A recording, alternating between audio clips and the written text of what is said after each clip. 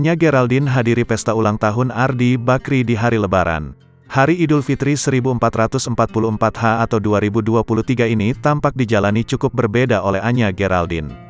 Melansir Instagram Story Anya Geraldine, Minggu, tanggal 23 April tahun 2023, di hari pertama Lebaran Anya terlihat menghadiri pesta ulang tahun Nia Ramadhani dan Ardi Bakri. Anya terlihat memberikan ucapan selamat ulang tahun dengan memanggil kedua publik figur itu dengan sebutan kakak. Happy birthday kakak Ramadhania Bakri dan Ardi Bakri, tulis Anya Geraldine dalam Instagram Story. Dalam unggahan itu Anya menunjukkan momen saat Nia dan Ardi bersama mama masing-masing berada di hadapan tamu undangan.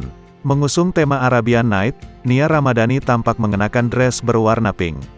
Ia mengenakan hiasan kepala layaknya Cleopatra dengan rambut lurusnya yang dibiarkan begitu saja. Tak lupa, Anya pun mengabadikan potret bersama Nia Ramadhani. Dalam potret itu, Anya terlihat mengenakan pakaian serba hitam dengan baju yang memperlihatnya bagian perutnya.